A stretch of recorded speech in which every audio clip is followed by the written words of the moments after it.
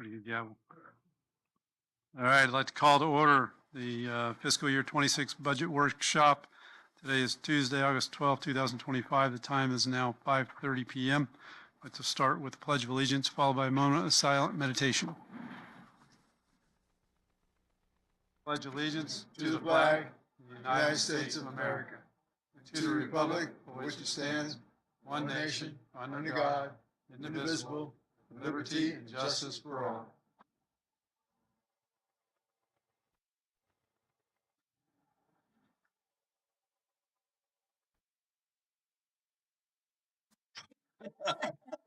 It's too late. Oh, that's for me to conclude the meeting, I guess. I got you. Okay. Start off with roll call. Mayor Scott Nichol. Here. Deputy Mayor Frank Gerton. Here. Councilmember Adam Dyer. Here. Councilmember Susan Romey. Here. Councilmember David Nutt. We're all here, so additions, deletions, or changes to the agenda, if any. Does anyone in council have any such things? Hearing none, we'll move on to new business. Our item under that is fiscal year 26 proposed budget review. This is to consider reviewing the fiscal year 26 budget and provide direction to staff. City Manager Coffey. Council members, residents here and watching at home. One note of housekeeping, Recreation Director Cusimano is on the phone if there's any questions for her. What started back in December internally and started with a budget kickoff meeting in March is fastly coming to an end. Today we will review and possibly amend the proposed budget. Later tonight, there'll be consideration of adopting the stormwater assessment rate and roll with the public hearing and first and second readings of the millage rate and budget ordinances in September. All the city funds together are presented balanced at $12.5 million. I will go through a presentation. I'm not going to read every slide on it. Been provided and it's on our website. An outline, changes from our April meeting. As most people in this room know, property tax revenues are lower than anticipated.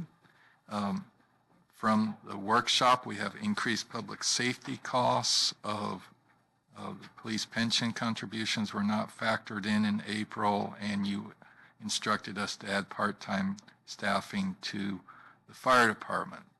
Employee health insurance, as presented in this budget, was at 20%. It's actually up to about 24%. So revenues are down, costs are up. To deal with that, we've deferred the non-collective bargaining agreement employees conversion to step plan to 27. We spread the final director departments pay adjustments over the next 2 years and reprioritize capital projects. Defunding some, the biggest being the fire station annex project. Changes from the proposed budget that I gave you 2 weeks ago. We received notice from the state that our state sales tax revenue will be actually $118,000 more than we have in the budget. I need to note that the current year police pension contributions was misrepresented as 25% instead of 31%. Doesn't change the dollar increase, but it's percentage-wise, it's not as big increase. Employee health insurance is now estimated at 24%. We had a third meeting with our insurance broker today, and we worked on the margins a little. We think that we've flattened the future curve lines, but that 24% is what we are going to present to you on the 26th of April. And also, Public Works Director Scaldo pointed out inconsistency that the budget document listed the multi-purpose concrete path on the west side of Algonquin as being listed as 8 feet, versus the planned 6 feet. We can talk about the reasonings of that later. The reason the Osceola and Yuma sidewalks are going in at 8 feet, but the current design of the expansion project has pathways at 6 feet. Both of the current expansion project side pathways can be enlarged, and if that is the council's desire. Continue pay-as-you-go funding for capital projects, preserving city's debt-free status, property tax rate as tentatively adopted at the last meeting of 5.5099, and an $18 a year increase in the stormwater utility rate. Continuation of the school resource funding from Brevard Public Schools, the Shared Victim Advocate, and the increases in employee health insurance and an estimated 8% in liability workers' comp. We should have those renewal numbers in the next few weeks.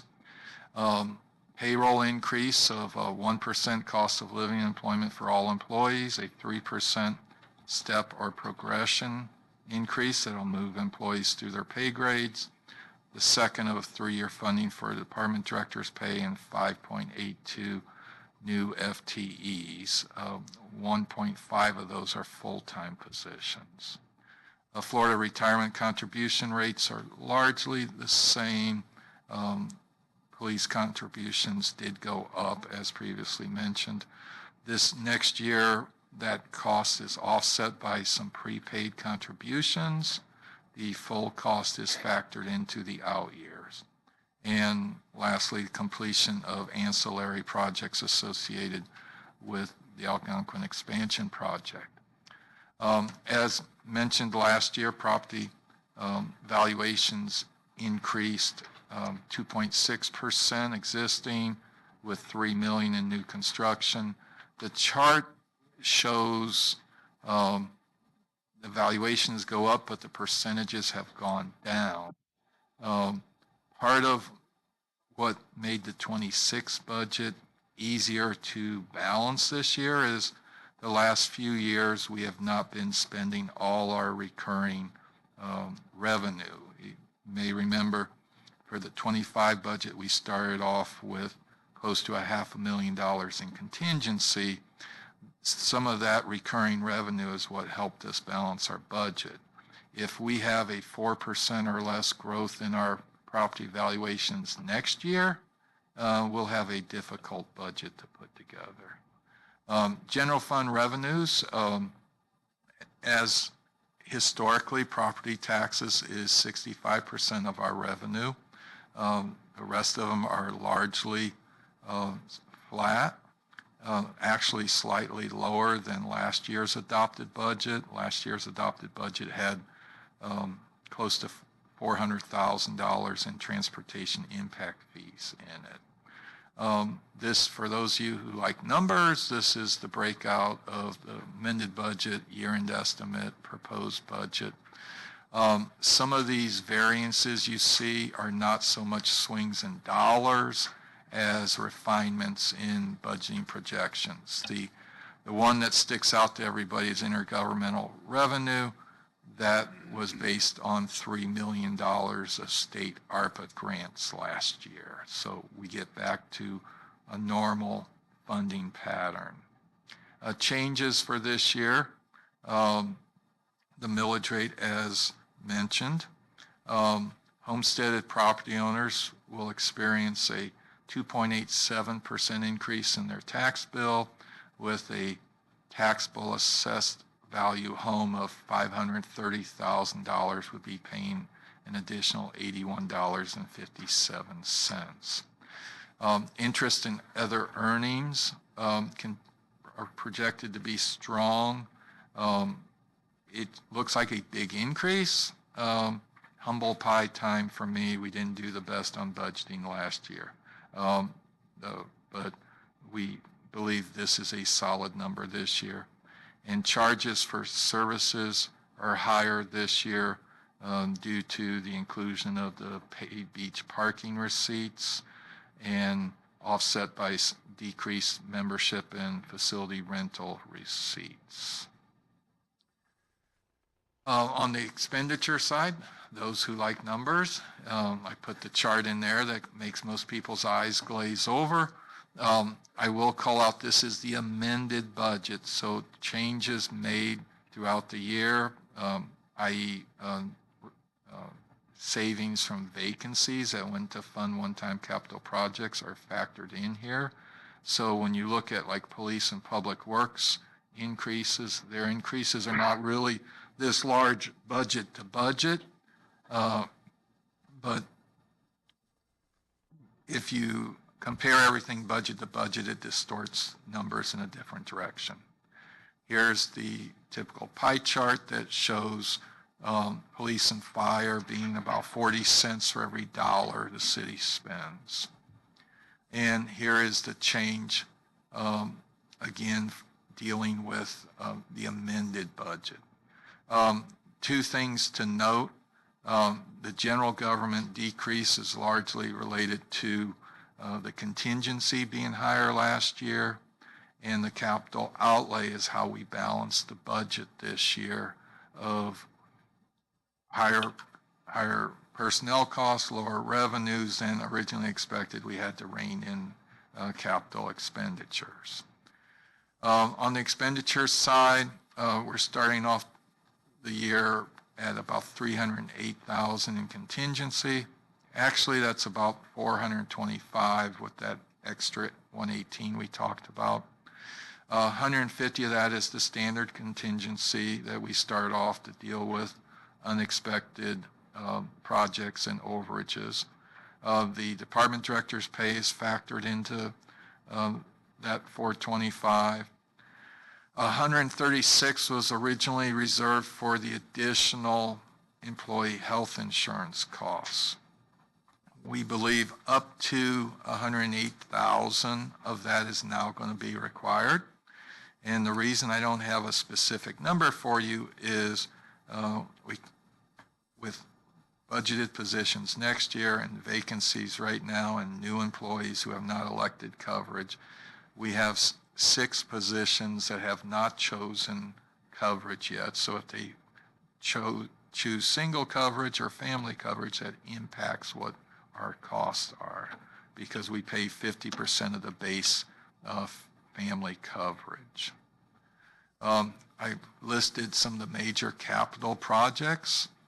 To fund the ladder truck, we're going to put money in the budget for 3 years and roll the first 2 years forward to where in year 3 we have all the money. We have our typical road milling, repaving, replacement of police vehicles, that multi-purpose pathway I mentioned, and I won't read them all. We have a lot of smaller projects as usual. Stormwater revenue, or the budget, is presented balanced at $413,000 or $81,000 higher than last year's budget, which is basically related to the increase in the assessment rate. Expenditures for next year, we have the typical operating and maintenance of a reserve for some engineering, drainage maintenance, rain barrel, waterfront, and then we have capital improvements and contingency going forward for the baffle box project. That is a roll forward project that is not in the proposed budget but will be in the amended budget in November. And also I thought I'd point out the what we will be rolling forward is an estimated $331,000 for that baffle box project. The capital projects consist of money for CCTV and inspections of pipe and slip lining, unknown pipe repairs, and the school road drainage project. A note about the CCTV inspection piping. That is not much money for that type of work. Mr. Scaldo and our plan is to hold off until towards the end of next year and either do the project in September, October, or roll this money into 27 where you'll have 175,000 combined over 2 years to do some slip lining and repairs. It also allows a cushion if there's additional repairs. There is no budget for the ARPA fund because we believe it'll be zeroed out within the next 45 days. Personnel overview, the budget is based on 64 full-time FTE positions. It's actually 65 because the victim advocate counts as half, and the communications person is recommended to come in at half a year, with a total of approximately 80 FTEs.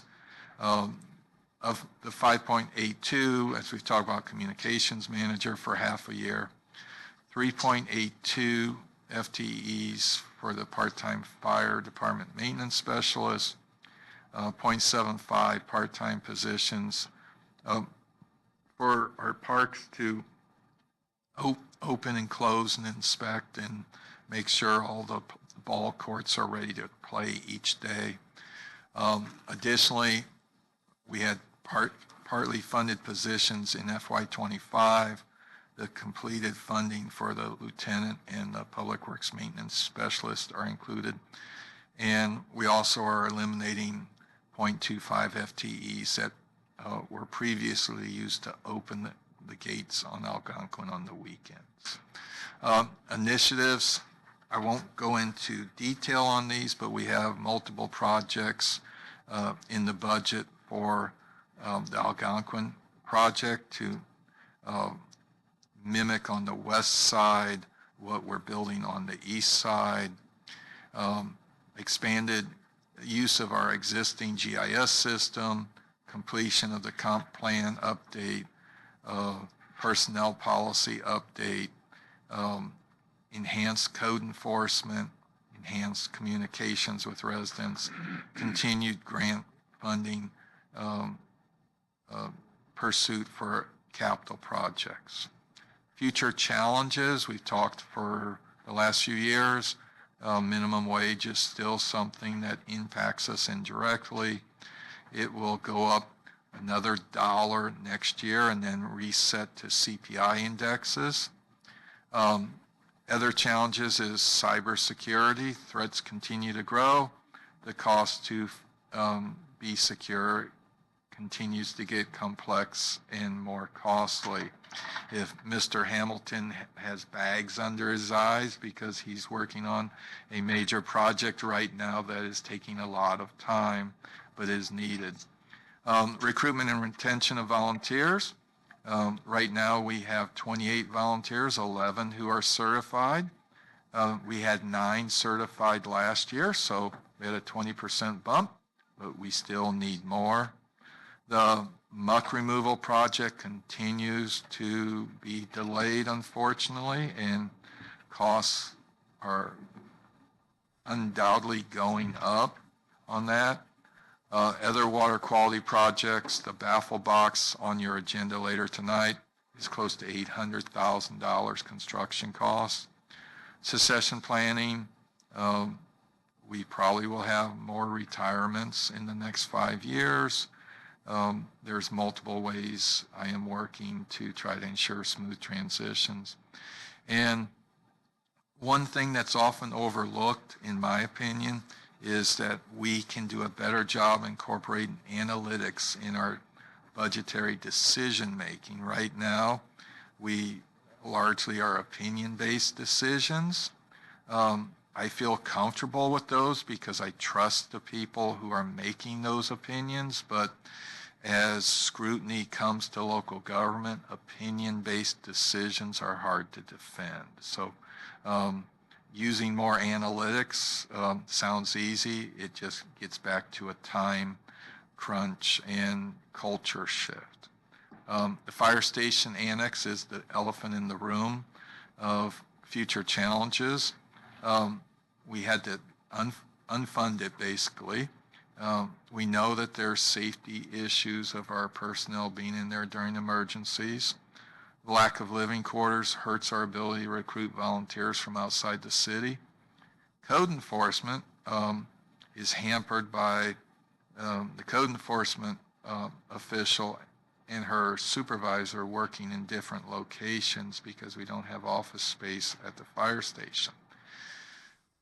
I've listed these, not in any specific order, but to give you an understanding that staff has looked at every possible way of trying to build this annex. Grants are hard to come by because we are not a basically low-income area. State appropriations are a possibility. It's typically maxed out at 50%.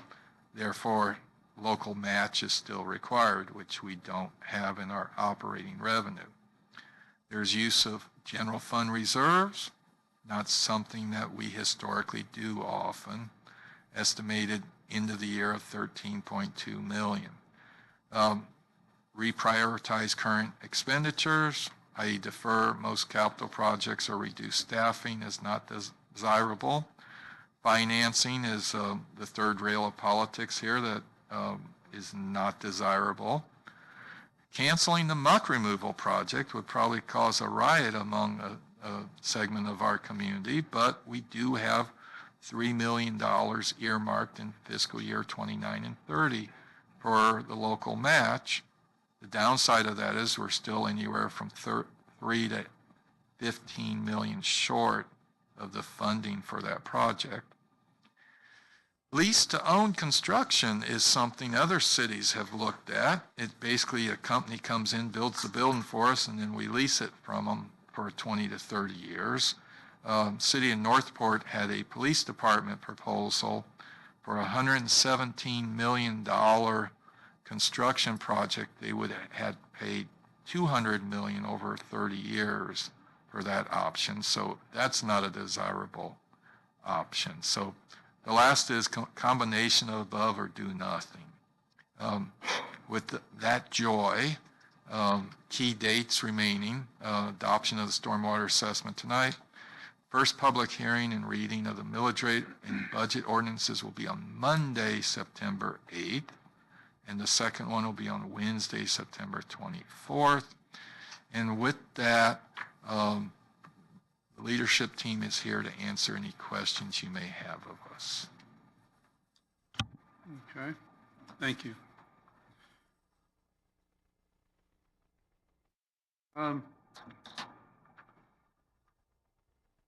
One of the items mentioned is the Algonquin Sports Complex and the multipurpose path. It seems to me that we're doing 8 feet on Osceola. It seems to me that we really should make an effort to make this 8 feet wide as well. That's kind of the minimum two-way traffic, pedestrian, bicycle traffic width. I think we can find a way to make that happen. Not sure how much of a bump in cost that'll be, but hate to have us skinny something down and have an issue with capacity on the bike path. Doesn't make sense to me. I'd like to see that addressed. That's my own personal opinion on that. And just to make sure we're on the same page, you would also like us to solicit a change order with Legacy to increase the size of the paths on the east side to 8 feet. The east side is a crushed concrete material, crushed stone. So I don't think the cost would be that much to expand those pathways to 8 feet as compared to the concrete pathway. But I just wanted to clarify that. Yeah, I mean, I think there does need to be consistency.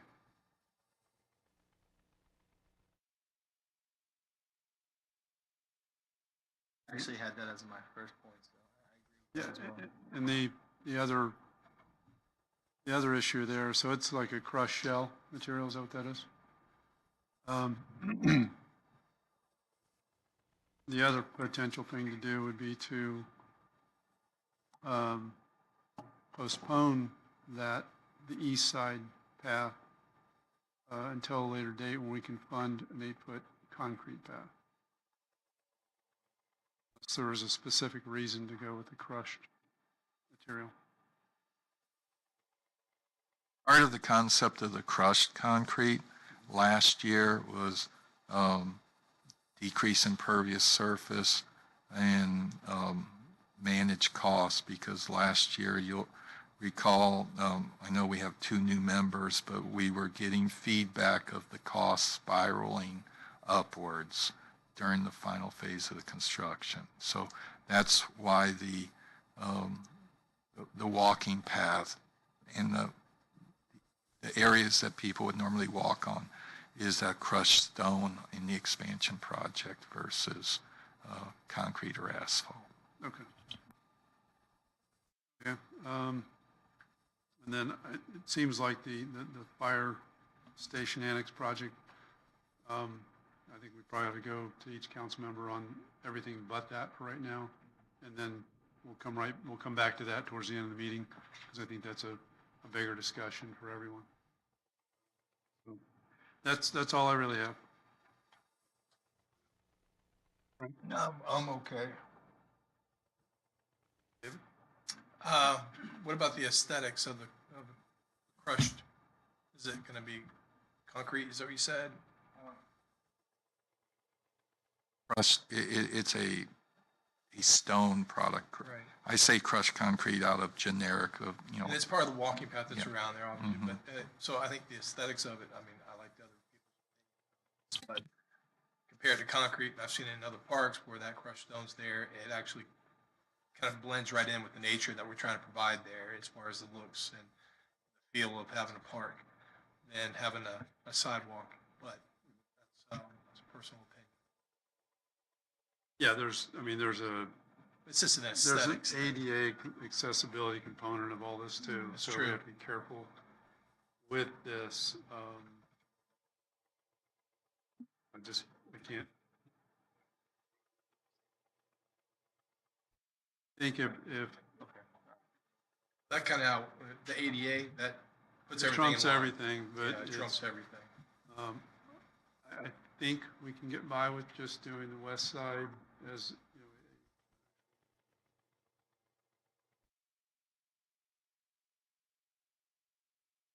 you're talking about the east side, right? Yeah. See a picture of it. John, what is the price difference between the concrete and the crushed shell? Is it that dramatic a difference? Okay.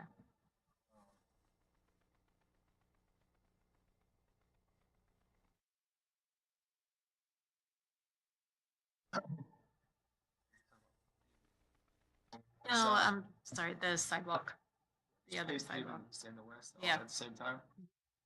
Is that getting it something that done. you discovered that there wouldn't be that much difference in cost?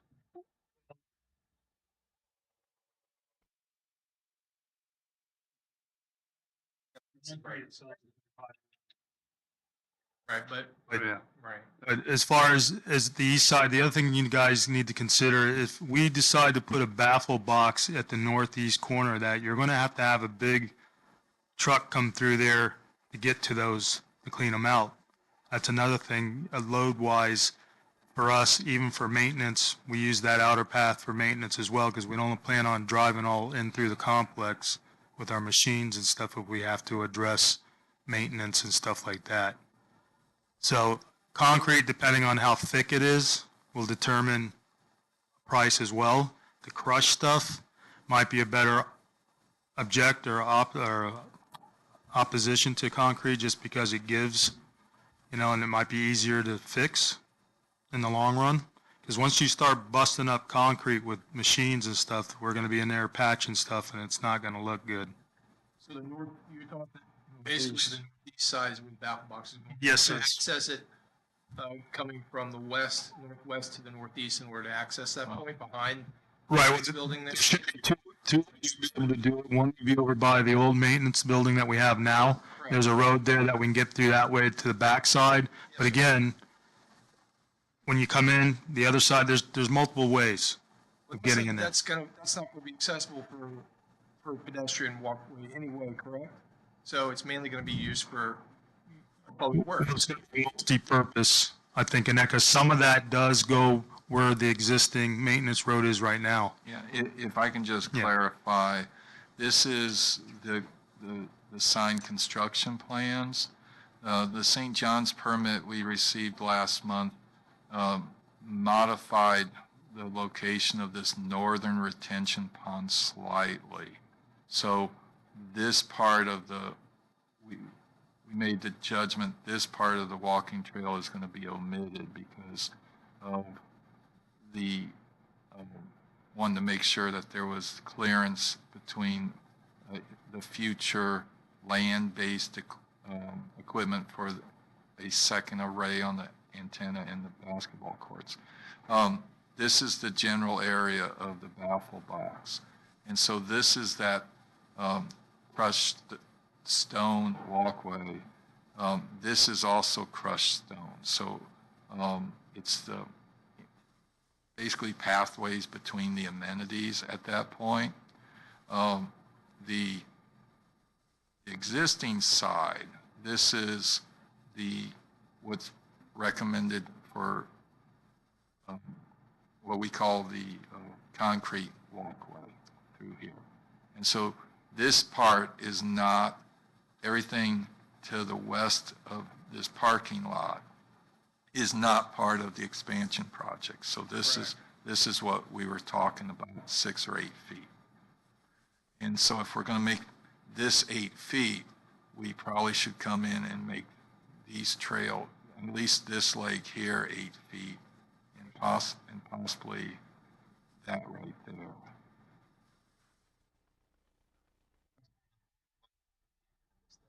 In this general.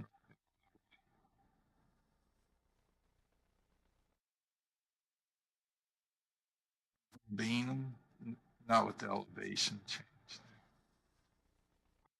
But So the current road that's there, that's actually the crushed rock, that needs to stay the same. Everything else gets paved. And obviously, we're going to the 8 feet wide that we're referring to. What I wanted to do is have a maintenance road around the whole perimeter of the complex, just so for maintenance wise and whatever we had to do, like I said, instead of going in the inner and tearing it up and doing what we got to do. This actually shows, if this is the update, then that doesn't really show that maintenance road at the perimeter of the whole complex there. We also go between on the retention pond that's on the south side. Correct. Is it going to go between the residential area and the pond itself? That's what I originally wanted, but this doesn't show, that just shows the walking path. It doesn't show the maintenance path that I wanted to do. Well, the maintenance, the walking path goes on. They're in the inside, other right? side of it. Correct. So, but on the other side, I thought you wanted to actually have an access point for maintenance. Correct, yeah. If we could do a perimeter around that, that way the trucks and everything would stay out the That's an outside. additional buffer for us as a resident. Correct, yeah. It could act as that, that's correct. All right. Because right now, we have about 3/4 of that complex where we can access it. It's just that small part on the south side where you live, there's not really an access road there. It's just natural. So So, again, I also don't want to create a walking path to invite people to be on either. Yeah. Around the house. So, and I know residents, my neighbors don't want that either. sure.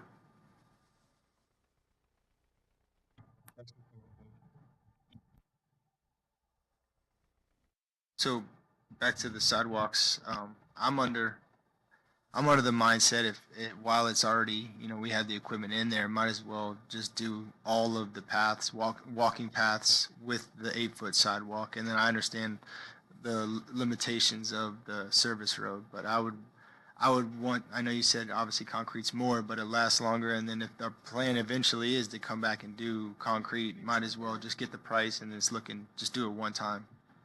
That's my thought. My recommendation would be make sure you know the thickness, what's going to hold up. Don't get something like the minimum usually is 4 inches, I believe. It needs to be at least It- 6. Yeah, 6 to 8 is what I would recommend if it's possible. But again, price is going to determine your thickness as well. You're referring to that section that's going to be hit with that service truck, not Yeah. the entire. No. I understand, It would yeah. just I would holding agree, up for yeah. machines, So- equipment, yeah. I can tell you that projects that we've done for baffle box driveways, using the same equipment essentially. I mean, it's the same thing, it's a back truck you come in and maintain it with. And the driveways that we design for that are typically 8 inches thick. Now, I don't know that we want an 8-inch thick concrete path all the way there, but for your, just to get to it, your access, if it can come over by where the tower is, or we want to minimize that length if at all possible. And, you know, does the baffle box need to go in that corner, or could it go in line a little bit further to the west of that area, just to shorten that distance? Just, you know, and I know it's premature. Sure. And if you've been there, there is an outfall there in the canal where it runs from south to north along Martesia there. That's where the pipe is, basically along the fence line there. So, yeah, I mean, I don't have a problem if you want to adjust it to that. That's up to what you want to do. Just, and that's, again, that's Yeah. for planning exercise. It's Correct. when the time comes. Yeah, Some adjustment to the location to keep absolutely. that heavy duty section much shorter. Right. I would still do 6 inches thick. Okay. Because you're going to have maintenance vehicles and things like Correct. that on top of it. I don't know if there's any overhead power lines. You know, it's like a magnet that will drive their giant trucks on Yeah. the sidewalks, and every single place where you see overhead power line, they've got the trucks on it, they break those 4-inch thick sidewalks. Correct. And they usually don't tell us. They They're just on do the bacon, they east take and the off. South side. Yeah. Yeah, basically it runs south, the east, you have stuff on the east and south, but anything on the canal side, you don't have anything. You get the canal, there's no power lines or anything running through there at all. So like Scott said, it could be better just to go by the maintenance building we have there, to go there and then up to the east. That might be the easiest way to get to the baffle box. I was just concerned to let you know, because, you know, with these heavy equipment, it's going to tear up a lot of stuff if you don't have it prepped, ready to go. Exactly. Okay. Clarity about the baffle box is we're designing it, but we don't have the funding for it. The concept is in the 27 legislative session requests 50% funding or seek grant funding for it. Is it under design now? Yes. Very preliminary stage. Okay. We'll continue on that sidewalk if we are, since we're here. I know originally we also talked about opening at the northwest corner of the complex. And I believe because of budget constraints, it fell off the budget. With that increase, I believe it's 118 intergovernmental revenue. I personally would like to see that back on the plans, because that would connect the sidewalk from Zach Seeley Field, football field. It would go from that would connect the library all the way down to the school through the complex.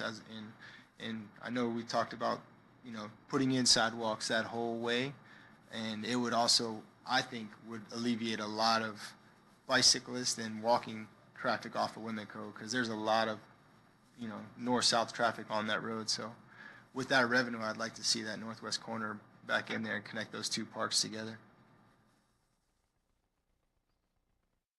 We're connected in the middle already. So there's plans for the middle, the whole roadway that goes right through the middle of the park that connects the two parks. We're expanding that. Yeah, I'm talking about the sidewalk that Yeah. connects. Sidewalk that The connects. sidewalk that connects, Right like, there. you know, right there. Yeah, so it comes right in there, and it would all it would do is just connect, because there's already a sidewalk that comes down from the library past the Right. football fields So around that does it- corner, and then just crosses right there at Wimiko, as opposed to putting a sidewalk down Wimiko, which has been talked about previously. Didn't you look at actually on the other side to make a connection from satellite? There's an opening there, yes, but And we get permission from satellite to connect Yeah, it, to make it accessible. that's off of Urbania. That's an easier entry point. Mr. Dyer is correct. The northwest we were looking at that. That's going to take a little bit more planning, because have a residence property. It's very narrow there. Yeah. And we've talked, I believe, John's talked to Satellite about it. We tried to get some survey stuff. Apparently they didn't, and he can correct me, they didn't get survey done when they put that building in on their side. So that was, we were going to look at that, but I think they are on board with helping us out to connect. They were looking at the Satellite Avenue side, I believe, coming along between their building and the residents there and coming in that way. But like Adam said, it's for the connection, it would be from the Wimico heading east and then around that guy's house. And that was something that we'd have to talk to the gentleman about, if he would give up a portion of his Less cost. property. More cost effective, obviously. Bring the sidewalk all the way Yeah. down. Yeah. Because you were mentioning about the cost savings.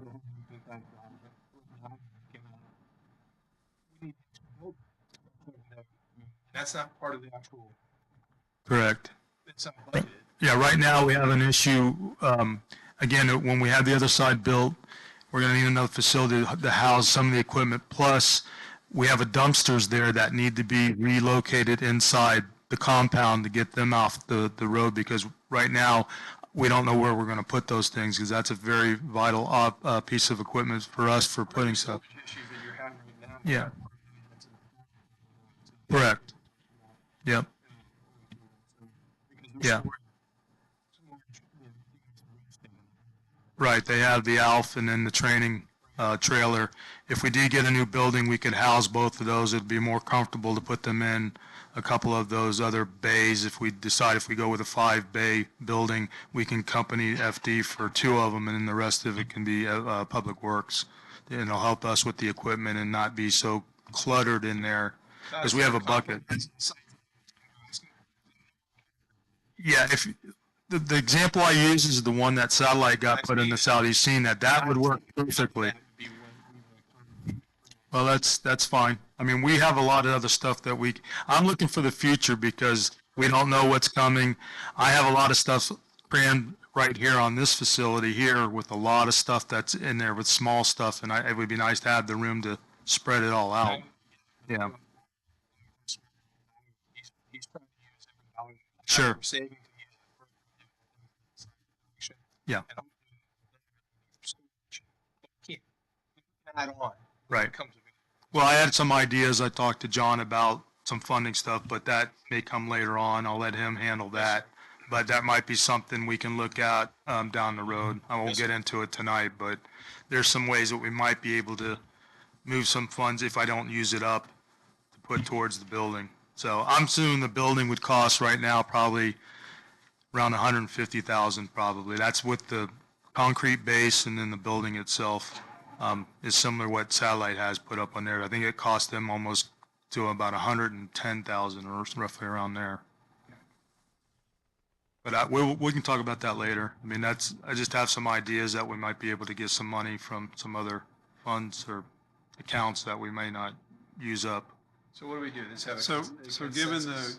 given the constraints at that northwest corner, it sounds like we really don't know exactly what we have. And as to Todd's point, you have to have survey information in that area to know what you can squeeze in there and where the property limits are that we're dealing with. Can I mention just one thing? The canal there, if you wanted to push, cover up, that's another option. The drainage canal there, you'd have to probably do something there to push out the outfall there, or to get that kind of room, because again, it's very narrow there. And we've already looked at the properties on Brevard County. It's tight. It really is, and it's something you're going to have to be creative to try to make that possible if you can. So where I was going to go with that is the potential for addressing that as a separate mini project, so that we can gather the information needed. Certainly don't want to do anything that's going to delay this project. We have to keep rolling on this. And I do think we're short on information, and it's not something that's going to happen tomorrow. It takes some time to do this. And then not to mention permitting and whatnot that might be required for it. So I was thinking that could be something that happens. We can start in on the process, the funding of the design and whatever permitting might be necessary. But a lot of it depends on what we have to do with that ditch. That has the potential for triggering the permitting, and not to mention the cost too. The cost driver. Can we scroll down to that corner again? Real quick?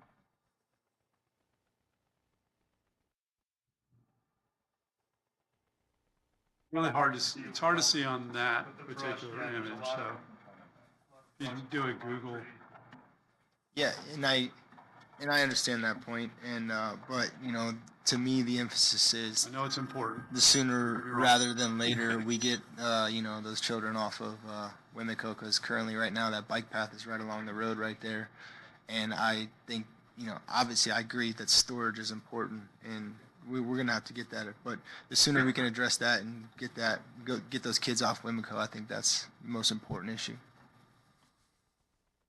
Just my opinion.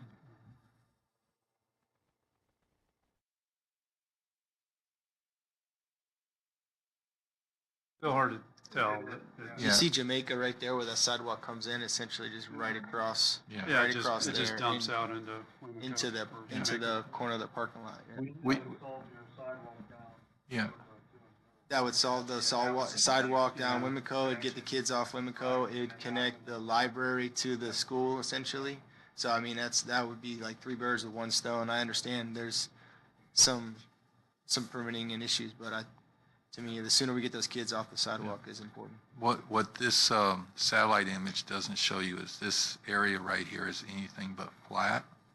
So we have a quote from one of our design teams we work with to survey this, to develop a concept to see, because this person's property goes, there's a very tight window. So if this is a feasible project, it may entail negotiating with this property owner for a use of sliver of their back property. No, Does those the are city have an easement? those are longtime residents, right? A utility drainage, but not for a sidewalk. How much? Everything is negotiable, but the first thing we would do is commission the survey and pay for some conceptual design. Then if One corner it, was actually already surveyed and the other one wasn't, but none of them have been surveyed. other corner, the Verbenham corner, was surveyed as part of the overall project.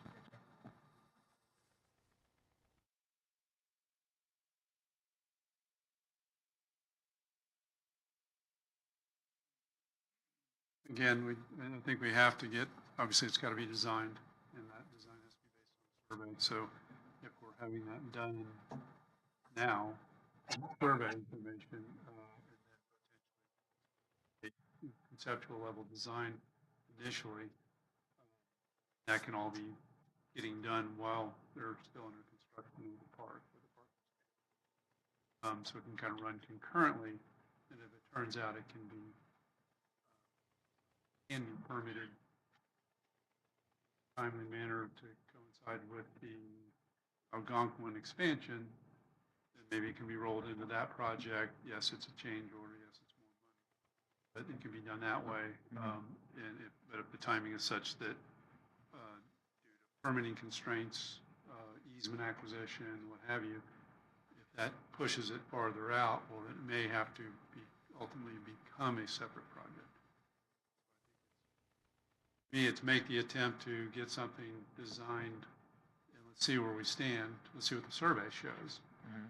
Because if theirs has to be an encroachment in that person's property or even that person's property, they don't have to give you anything. They can flat out just say no, and that could happen. I just can't tell from that what available space that there is. Is there a gap Yeah, it's between hard. those two corners? You got that residential lot there and that one there. I don't know if the corners touch. I don't know if there's a gap. And there's probably a gap there's a because of the canal, canal. like We had a boundary survey of that house done earlier this year. There is what would you say, Todd, 5 feet? Maybe 5. It's very tight from his backyard to the canal wall. So that's I understand that, I mean, the canal's gonna have to be dealt with. To be able to get a path in there, you're looking at a culvert crossing, and a path crossing that. This is not, it's not gonna be cheap to do this crossing, I don't think. So, and we certainly can't do it in 5 feet. That's, we're taking everything and necking it down to 5 feet from 8 feet. And it may not even be physically possible to do it in 5 feet. It does open up on the side. It opens up, it's just that one Right. area there.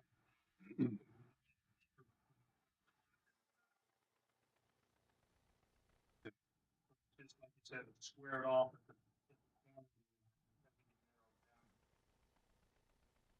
And correct me if I'm wrong, aren't we gonna fill that, put a pipe there and cover that with a joint project with satellite on that canal, or no? Is that? Mhm.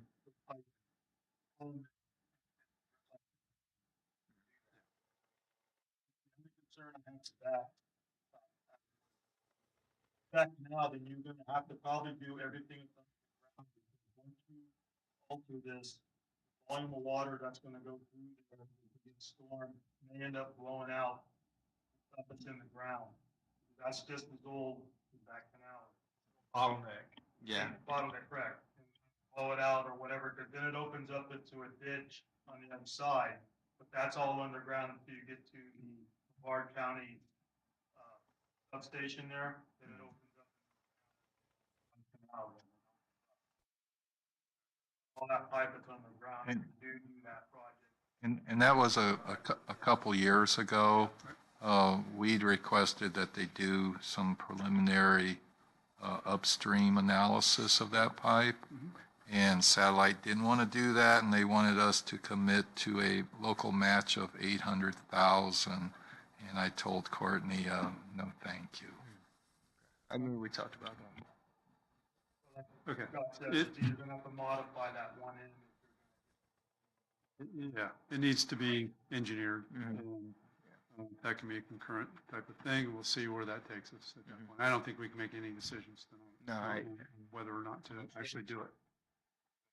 If you guys get a chance out there, you can get a visual, you understand exactly what I'm talking about how like kids love it. Best. We have time, Okay. get eyes on it. Okay.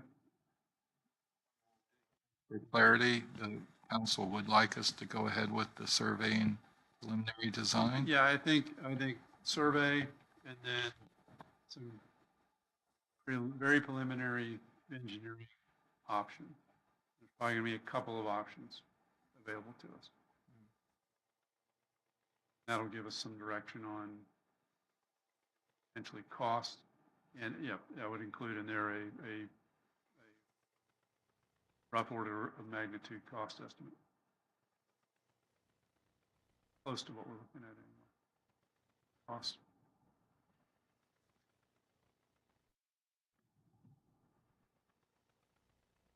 Okay, you have anything else?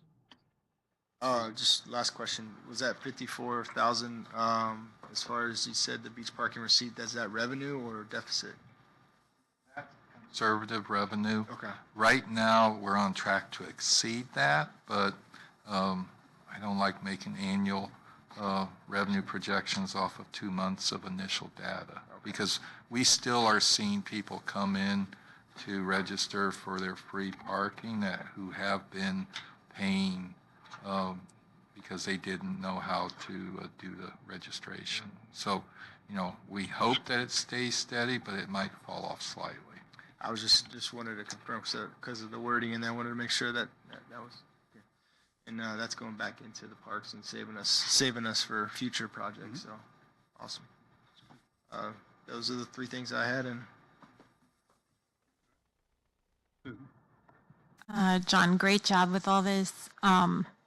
Moving on from Algonquin, I just wanted to ask, I saw that we got rid of the code enforcement position, but I also saw in one of your emails there were 77 complaints last month. So I'm just wondering, will Linda still work for Chief Lewis in that position? It's just no longer with us, like, can Linda handle all that? I don't remember getting rid of this, so I just wanted to ask. The Councilmember Nutt had requested an additional full-time position. Right. Currently, we have basically half a position, a person who's fire marshal and code enforcement. Chief Lewis is working with our part-time person to get the most out of that person as possible. And that's where you're seeing an uptick in activity. Got it. Ideally, I would have left the full-time code enforcement person in the vehicle in, but when revenues go down and other expenses go up, ethically, I have to give you a balanced budget as a starting point. I can't just dump my problem onto your lap and say, balance the budget, please. Gotcha. That's my main one. Yep. Okay, so, all right, the elephant in the room, the fire station annex project.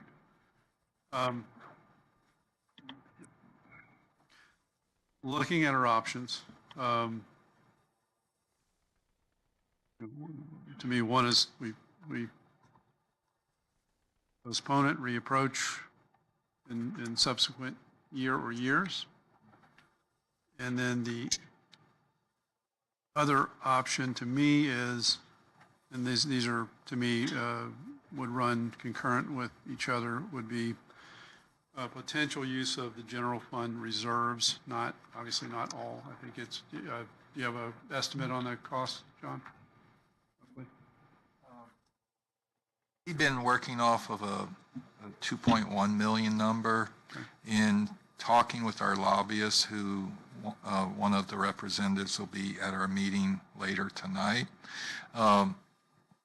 They believe that we'd stand a good chance of getting a state appropriations of 35 to 50% of the cost. And so with the way everything's going, I was giving them a number of 2.5 million. And so, but you'll hear Mr. Blair say later tonight, the appropriations is going to need to have us commit a source for the local match. So if 35% is roughly 800,000 of that, it would be 1.7 local source. If we went for 50%, it'd be 1.25. All right, there's, that being said, there's very rare times when I would be willing to consider, from my perspective, dipping into the reserves. However, we essentially did that for the police station to fund it. We found a good way to do that. This is one of those circumstances where I'm in favor of us moving to at least a blended department, continuing that effort to move in that direction. And, sleeping quarters are necessary. This isn't to me, this is a need. It's not just a want. We've heard it time and time again, retaining volunteers, recruiting volunteers. It's becoming very, very, very difficult, and expensive. Is we're training them, they're leaving, they're going to paid departments, is the bottom line.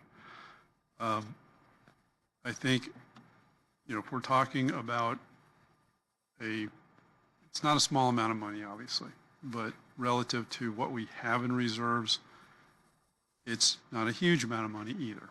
I think you put in perspective, if we only had a few $1 million in reserves, I would say absolutely not. No chance of this, in my opinion.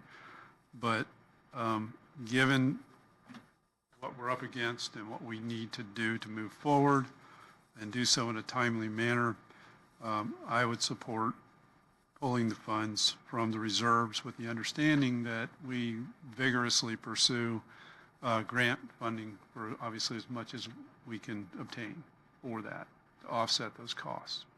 I think we can recoup that reserve funding in a relatively short amount of time, short number of years. So I think we can draw it down a bit and then replenish that fund fairly quickly. So with that, that's my position as it stands right now. Of course, that's without anyone else's input, considering that input as well. But there are very few instances where I think it is truly justified, but I do think this is one of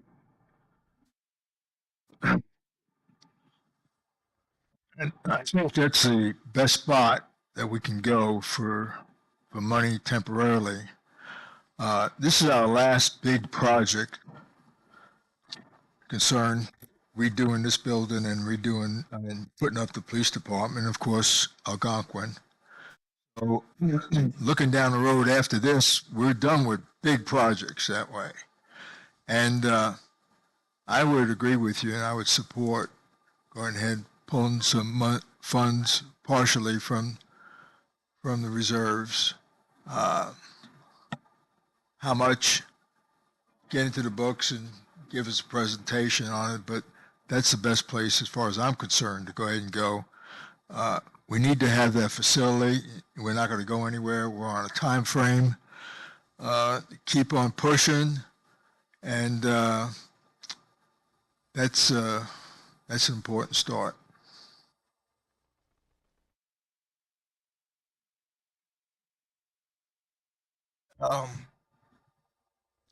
I'm very much in favor of having us use money out of the reserves, but I want to give us a little bit of a comfort of, I like to propose that the city have a minimum fund, a reserve fund balance policy. And we're one of very few that do not here in the county. And we have enough in our reserves that we could actually probably do an 85% reserve fund balance policy. In comparison, Rockledge has a 50%.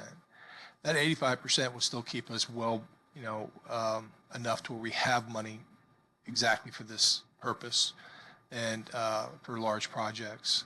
And Chief, did you give me some preliminary numbers as far as if we were to start now, how much it would be? Would it be, if we started getting the ball rolling, I think it was right around 800,000?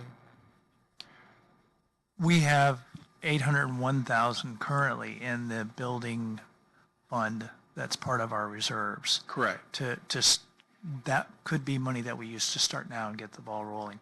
The construction's going to take from drawing up the engineering paperwork to site plans and I can tell you all right that. now, because I do fundraising for the fire department, volunteer firefighters, and the last talk that I had with them, and I mentioned the fact that us, in the future, if there's a possibility of us actually having sleeping quarters for them, and something was mentioned about the guys coming across the bridge, and Yes. they were ecstatic about it. And that right there tells me that's going to help us with our recruiting and increasing our recruits. So Only a we're getting third. closer to that goal of having that hybrid fire department that we want. Yeah, only a third of our current volunteers that we're getting now actually live in the city. 2/3 live from the outside, so they don't have the quickest response time. Correct. And they don't make those trucks that roll out immediately because they're coming from so far away. Having sleeping quarters allows us to have a live-in program where we can structure it to where we have volunteers there overnight, where Perfect. we don't even have that opportunity right now. So I agree with the mayor. It's definitely a need, and it's something that we need to move forward. But I want the biggest problem that I have, and it's very seldom, just like the mayor mentioned, that we would agree upon spending money out of the reserves. But I want to give the citizens a little bit of comfort, knowing that we're still going to have reserves. My other concern is down the road, having such a large reserve, we're a huge bullseye when it comes to the state and other avenues. I don't want to get too deep into that, but I want to make sure that we're spending our money wisely. But I want to also make sure that we give the citizens the comfort knowing that we're not going below a certain number in our budget. And so to have a reserve fund policy, minimum fund policy would be a goal that I would like to see happen. So that's something we could discuss at a future council meeting. Yes, sir. Something like that. Thank you. Everybody's good with that? But yeah, I'm all in favor of it, and I think it needs to get done. Okay. Susan? I completely echo and agree with what you said, with what Mayor Nichols said, and also feel we're lucky to have Chief Lewis. Now is a great time to go forward and get it done. I'm in agreement as well. There's, very few times where I would recommend digging into the reserves, but public safety is one of those areas that it's warranted. Normally, like I said, I'm not a big fan because I do like how, financially sound the city is, but I'm in favor of going in the reserves to put forth the money for the annex with the intent of getting the state appropriations match. Yep. I have one more point I want Yes. to make. We talked about this, but our insurance rating is currently at a 3. That's correct. Having the sleeping quarters, it would help us get to a 2. Possibly, I think we talked about the fact that we don't know if we're ever be able to get to a 1. That's like a Melbourne, kind of a scenario, correct? That's absolutely correct. Any improvements that we have in our operations that add personnel and reduce response time and increase training hours is going to help lower that ISO rating, which has an effect on both residential and mainly commercial insurance rates. And the commercial insurance rates means on the city as well. So we could see a decrease in our insurance for the city? Potentially. All right. Okay. We're all done on the council comments? Okay. All right. So now it's time for the public forum. So I would open it up to the public at this point. If anybody from the public wishes to come up and speak, please do so. State your name and address, and you'll have 3 minutes. Being no takers, I would entertain a motion to adjourn. Motion to adjourn? Second. Motion by Deputy Mayor Gerton, second by Councilmember Nutt. All those in favor signify by saying aye. Aye. Those opposed, same sign. Motion carries 5-0. We are Good meeting.